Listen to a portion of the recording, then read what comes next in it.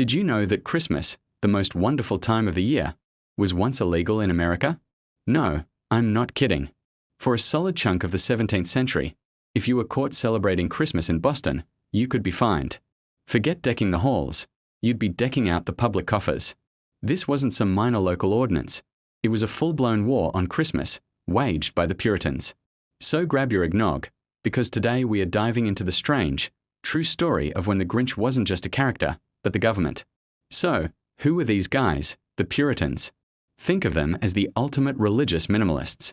They fled England because they thought the Church of England was still too flashy, too Catholic light. They wanted a pure, no-frills version of Christianity, and when they landed in the Massachusetts Bay Colony, they set out to build their perfect society. And in their perfect society, there was absolutely no room for Christmas. Why the intense hatred for Christmas? Well, the Puritans had a few major beefs with it. First, and this is the big one, the Bible doesn't actually say to celebrate Jesus' birthday.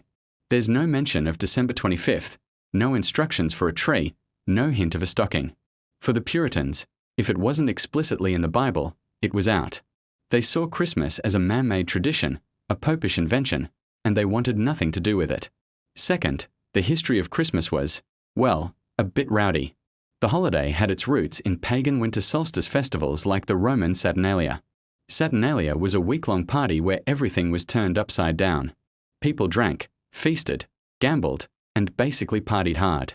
The early Christian church, in a brilliant marketing move, decided to place Christmas right on top of these popular festivals to make conversion easier.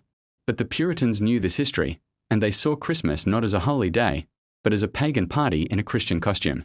And third, the way Christmas was celebrated in 17th century England was just wild. It wasn't the cozy family gathering we imagine today.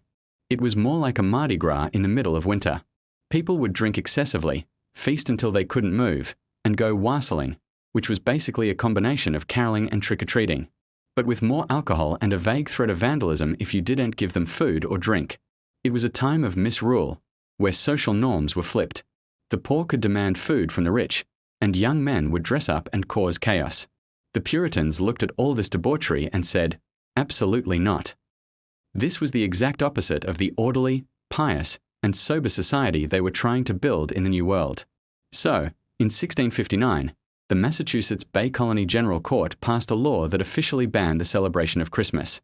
The law stated that whosoever shall be found observing any such day as Christmas or the like, either by forbearing of labour, feasting, or any other way, would be fined 5 shillings.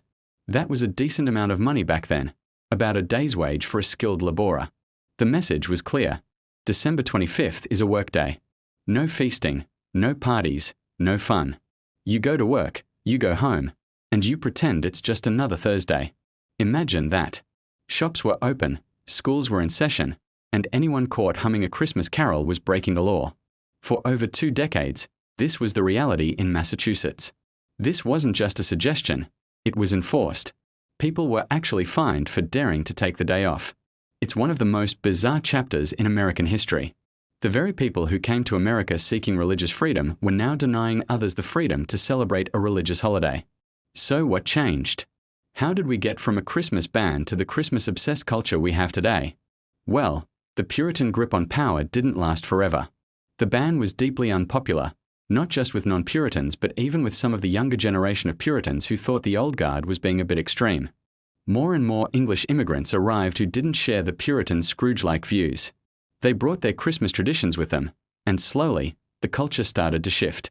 The real turning point came in 1681 when the ban was finally repealed. It wasn't because of a sudden change of heart. It was due to pressure from the English crown. The king wasn't a fan of the colonies making their own weird laws, and the Christmas ban was seen as a step too far.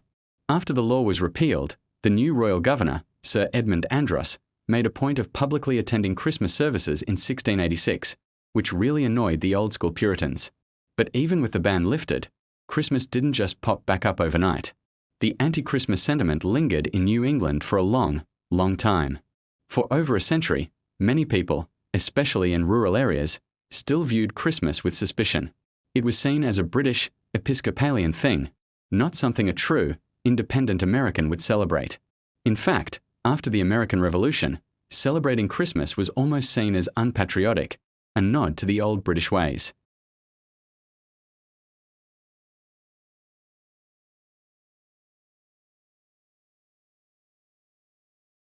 The Germans gave us the Christmas tree, and the Irish helped popularize the more festive, communal aspects of the holiday.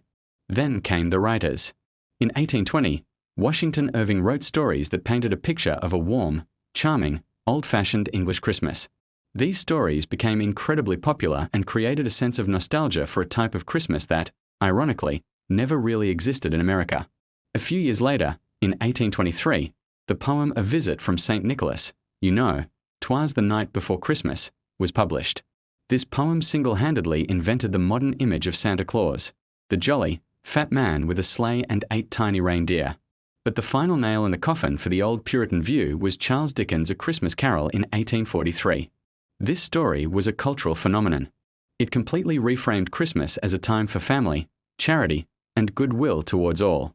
It transformed the holiday from a rowdy public festival into a family-centric, heartwarming celebration. Ebenezer Scrooge wasn't just a character. He was a symbol of the old, cold, anti-Christmas attitude, and his transformation was a call to action for everyone to embrace the Christmas spirit. By the mid-19th century, the tide had completely turned. Christmas became a fashionable, respectable holiday. States began declaring it a legal holiday, one by one.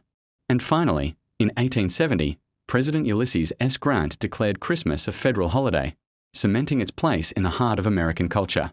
So, the next time you see someone complaining about a war on Christmas because a coffee cup isn't festive enough, you can smile and remember the real war on Christmas, when the government literally made it illegal, when you could be fined for singing Joy to the World. It is a wild journey from a banned pagan party to the biggest commercial and cultural holiday of the year. It just goes to show that traditions are always changing, and the way we celebrate says a lot about who we are.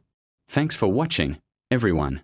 If you found this slice of history as fascinating as I did, make sure to hit that like button and subscribe for more deep dives into the weird and wonderful stories from our past. See you in the next video.